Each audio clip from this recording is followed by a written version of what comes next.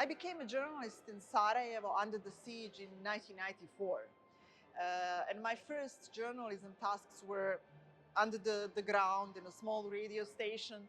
To get to that radio station, we had to run, to hide from snipers and bombs and everything.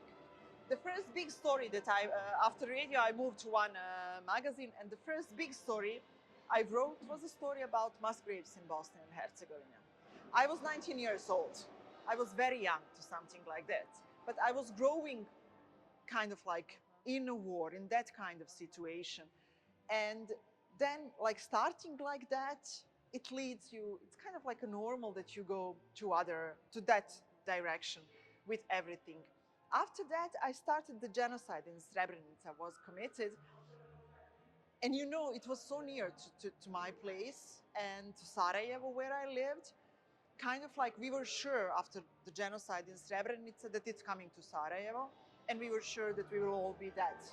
That's the end of the world for us, at least. And then suddenly, like being so afraid, being so lost, being nowhere, and just waiting for the moment when somebody will come to kill you, rape you, and whatever they do. And suddenly in the media, you hear the voices of these women. These are women who left Srebrenica, who find a way to leave it, were expelled from Srebrenica. All the men in that city were killed, so they left their children, their husbands, their fathers, everybody. They didn't know at that moment what is happening. But you know, for us who were sitting under the siege in Sarajevo, getting very little news from the city of Tuzla, where they were after, because that's close to Srebrenica and that was a free territory, suddenly you see them. And they were angry, of course. They were extremely sad. But the way how they spoke about the war, the way how they spoke about the lost, the months that they were having, and that was the truth. Tell us the truth. Tell us the truth. What is happening? And just seeing them being so brave after the hell they went through put me in the situation that I said, this is the story I want to be close to. And then they took me in 1997, they took me to Srebrenica for the first time. After the war, I was with them in a bus going back for the first time for them to that city where genocide was committed. And that was a road through hell with the survivors of hell. And for me, what impressed me is just how the dignitude they had. And they were never saying we should kill these people who done that to us. They never were saying we should do anything bad to them. They were just asking for justice so that they go to the court and that people know the truth about it and that does not happen ever again to anybody else. I was very young, and of course it was like, you know, and after, as a survivor, as somebody who went through that, yes, that was the voice that I wanted to follow. I didn't want to follow the voices who were talking about revenge and all that, but this was something that I wanted to follow. And you decided to do it now, many years after the tragedy. I cannot stop. I shouldn't stop. You cannot. Nobody should stop because of many reasons.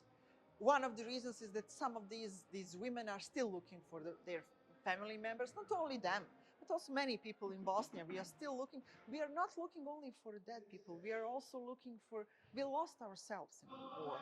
The war is a horrible thing. You lose a lot. And I mean, it's 25 years after the war, and I'm still sometimes waking up with the war in my head. Like if I hear like loud sound, if I hear fireworks, I feel like the war is still here. It's forever inside of me. But also the reason why it is important to say, you know, all of us, we heard a lot of times this saying from the Second World War, never again.